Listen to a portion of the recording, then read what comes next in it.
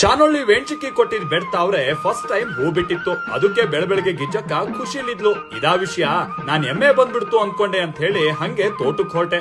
ಬರ್ತಾ ಕಣ್ಣಿಗ್ ಬಿದ್ದ ಮಂಗನ್ ಬೆರೆಸಿ ಮನೆಗ್ ಬಂದ್ರೆ ಸುಜಾತಕ್ಕ ಬಸವಾನಿಲಿ ಮಂಗನ್ ಕೈಲಿ ಕೇಸ್ ಬಂದದೆ. ಕಾಡಿಗೆ ಹೋದ್ರೆ ಹಚ್ಕೊಳ್ಳಿ ಅಂತ 2 ಎಣ್ಣೆ ಬಾಟ್ಲಿ ಕೊಟ್ಟೋದ್ರು.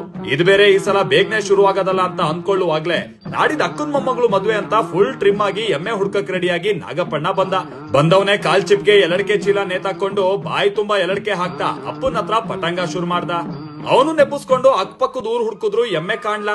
ಕೊನೆಗ್ ನೀರ್ ಗಂಟಿ ಸೀನಣ್ಣನ ಹತ್ರ ಇವಂದೊಂದ್ ವ್ಯವಹಾರ ಮುಗಿಸ್ಕೊಂಡ್ ಹೊಡ್ಬೇಕಾದ್ರೆ ನಿಮ್ ಎಮ್ಮೆ ಕಂಕಂಡಿ ಹತ್ರ ಕಂಡಂಗಾಯ್ತು ಅಂದ. ಕಂಕಂಡಿ ಅಂದಂಗೆ 1 ತಿಂಗಳಿಂದ ಹುಲಿ ಕೂಗೋ ಕಥೆನ ನಾಗಪ್ಪಣ್ಣ ಹೇಳೋಕ್ ಶುರು ಮಾಡಿದ್ರೆ ಅಲ್ಲಿರೋ ಕಾಡ್ಕೋಣ ಏನಾದ್ರೂ ನಮ್ ಎಮ್ಮೆ ಮೇಲೆ ಹತ್ತು ಬಿಟ್ವಾ ಅನ್ನೋದು ನನ್ ಟೆನ್ಷನ್. ಅಂದಂಗೆ ಸಂಜೆ ಮೇಲೆ ಯಾರು ಹೋಗ್ತಿರೋ ಕಂಕಂಡಿ ಕಡೆಗೆ ನಾನು ನಾಗಪ್ಪಣ್ಣ ಹೊರಟ್ರೆ ದಾರಿಲ್ ಸಿಕ್ಕಿದ್ ಬೋಂಡಿ ಅಣ್ಣ ಬೇರೆ ಹುಲಿ ಬಾಳ ಕಾಣಿಸ್ತುಂಟು, ಅದಕ್ಕೆ ಬೇಗ ಮೋಟರ್ ಆಫ್ ಮಾಡಿ ಮನೆಗ್ ಹೋಗ್ತಿದೀನಿ ಅಂದ. ಗ್ಯಾಪ್ ಅಲ್ಲೇ ನಾಗಪ್ಪಣ್ಣಂದು ಮೊನ್ನೆ ಹುಲಿ ನೋಡಿದ್ ಕಥೆ ಬೇರೆ. ಹಿಂಡ್ಗಟ್ಲೆ ಕಾಡ್ಕೋಣದ್ ಮಧ್ಯ ನಮ್ ಎಮ್ಮೆ ಉಂಟಾ ಅಂತ ಹುಡ್ಕುದ್ರು ಕಾಣ್ಲಿಲ್ಲ. ಆಮೇಲೆ ಎಮ್ಮೆ ಹುಡ್ಕೋ ಕ್ಲೈಮ್ಯಾಕ್ಸ್ ನ ನಾಡದ್ ಹೇಳ್ತೀನತ್ತ.